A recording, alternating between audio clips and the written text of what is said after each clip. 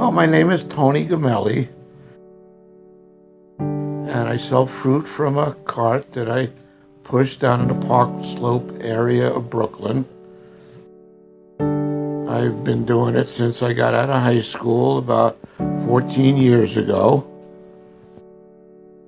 And I like working outdoors, and it's, nice when it's not raining.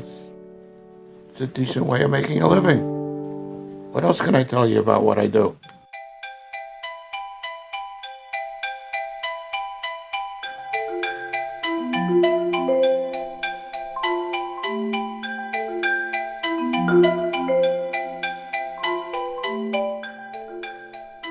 I don't know.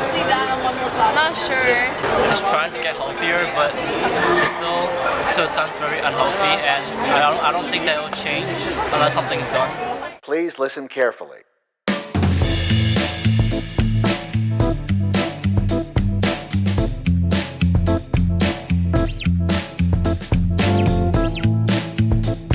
I'm Jamie Gehring. Hi, my name's Tina Rogers.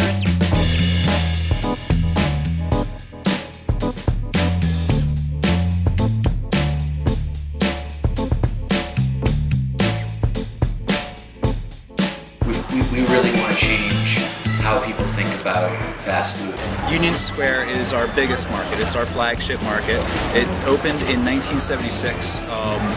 And what sets us apart from a lot of other markets, both in New York and across the country, is we're a producer-only market, which means that the people that are selling here at Green Market, the farmers grow everything themselves, the fishermen catch everything themselves, the bakers bake it themselves from ingredients that they get from our farmers. Well, the first thing that we do for really improving food access in New York City is just basically providing this fresh food. It's something it's been constantly evolving over time. When we first started in 1976, most of New York City, even Lower Manhattan, was a food desert. We've been here for 20 years. About 14 years ago, I moved my farm from Sullivan County down to Brooklyn, and the reason I was able to do that is because I grow everything indoors. So essentially, plenty of great indoor spaces in Brooklyn, and of course the proximity to the market makes it a lot easier to do more markets and easier to take care of the plants on the same day that you grow.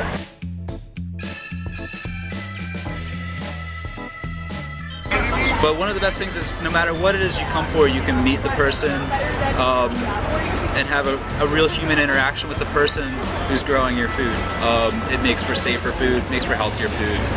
It also just makes for a stronger community. Well, Grow NYC has been around for 37 years, and by allowing and facilitating my private business, this use of public space, that's how they've afforded me the ability to make a living.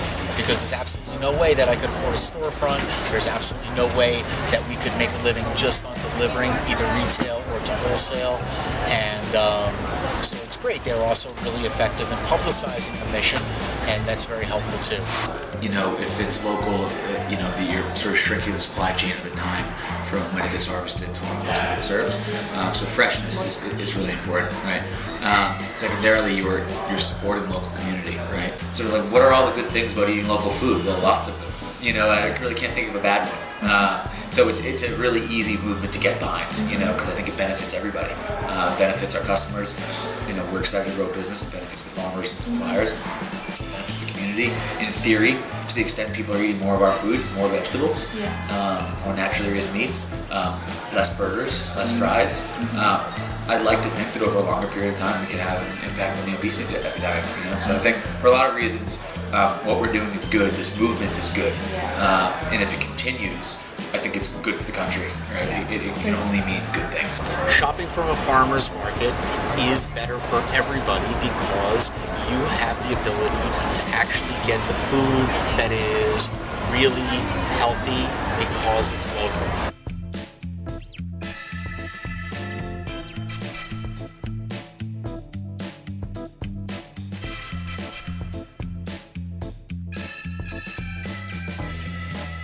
We visit the farms, we meet the farmers, and we sort of put the sort of the human interaction and asking, the questions, about how they farm and how long they're farming and what kind of pesticides they use, if they use them, and how frequently they use them, and how they think about pest management.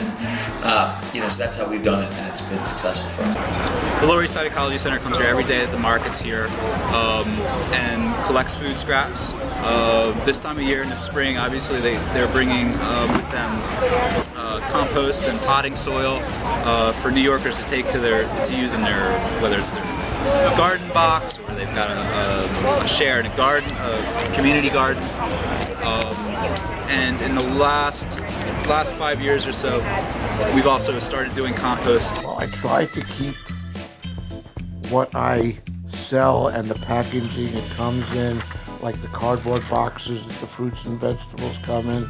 I flatten them and I tie them up and I make sure they go for recycling. And at the end of the day, any of my fruits and vegetables that are still edible, I give them to the soup kitchen, so that they can be given out to charity over by the church near where I drop off my cart. And I have a little garbage pail that I keep, in case customers want to throw anything away. And plus I also use paper bags instead of plastic, which is much more environmentally friendly.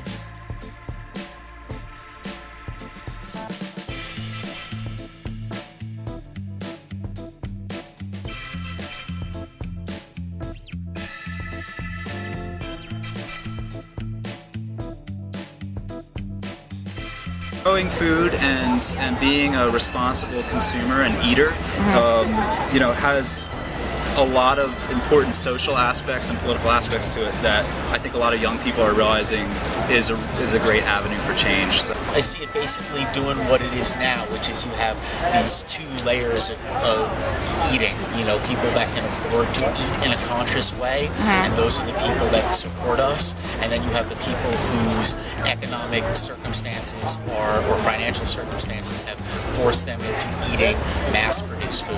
And then once that mass-produced food becomes unaffordable for people, then it'll become more localized. And then at that point, I think there'll be a more general distribution. Right. We went through this sort of industrialization of our food systems, right? So it started with McDonald's and how they were stamping up burgers.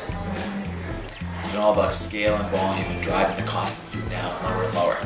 So today, as a percentage of our income as Americans and as human beings, we spend a lot less as a percentage of our income on food than we did 20, 30, 40, 50, 60 years ago, right? So a much smaller share of our paycheck goes to food because the price is driven down so low.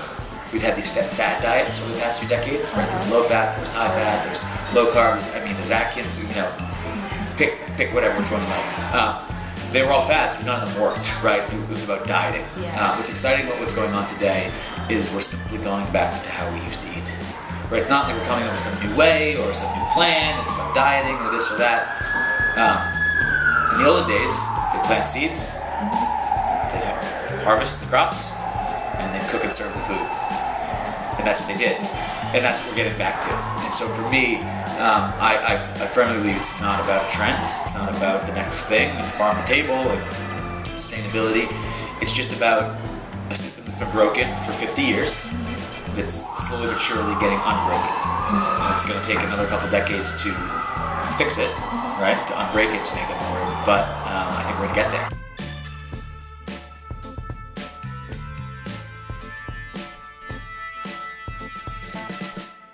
To cover their expenses and make a small profit, as does the supplier, as well as the vendor, and those costs are all put to the buyer. The vendor also has to incorporate vending fees and licenses, gas and transportation costs, insurance, and vehicle maintenance into their prices. A retail store incorporates all that, plus retail storage space. The cart also has overnight storage and cleaning fees, about $250 a month, that have to be accounted for, as well as regular streams of tickets from police officers ticketing for being more than 18 inches from the curb, not wearing a vending license around their neck, or being within 20 feet of a building entrance. Fines are arbitrarily assigned, and every other infraction causes the vendor either to have to pay it or fight it out in court. Going to court takes them away from their stands and ends up costing them more money. It's more of a cash call on behalf of the city than a real infraction. In many cases, the carts are actually cleaner than stores or restaurants because New York City regulations require an overnight commissary, which washes the carts from top to bottom every night. That's a rough one because supermarkets can buy in larger bulk. They buy cheaper than we can, and therefore their prices can be cheaper. But you have to go to a supermarket. Sometimes you have to drive to a supermarket. And people who go to supermarkets are buying other stuff besides fruit. If you're coming to me, you're buying just fruit. Another thing that's problematic about urban agriculture is the environment in general is pretty dirty, and it's very difficult to keep the food clean. You know, it's one thing when you grow in a container that isn't in contact with any pollutants. You still have a lot of airborne pollutants. A rooftop garden, to me, is just like, you know, I mean, if it's in a glass house, that's great, you know, but if it's like, you know, exposed to the air, it's really dirty, you know? So I really would say that people are ready for urban agriculture, but the urban environment is not yet ready.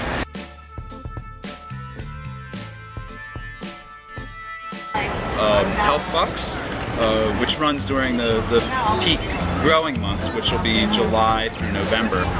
But during that time, if you have SNAP benefits, you can bring them to the farmer's market, and when you use them here, for every $5 you spend, you get an extra $2, which is really increasing the value for anybody who's using those benefits.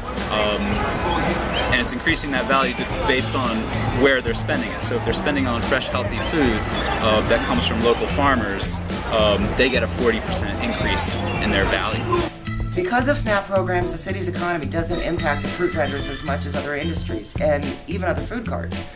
Disposable income or food money is less affected when food stamps are involved. Unlike other fruit carts seem impervious to recession and leaner times.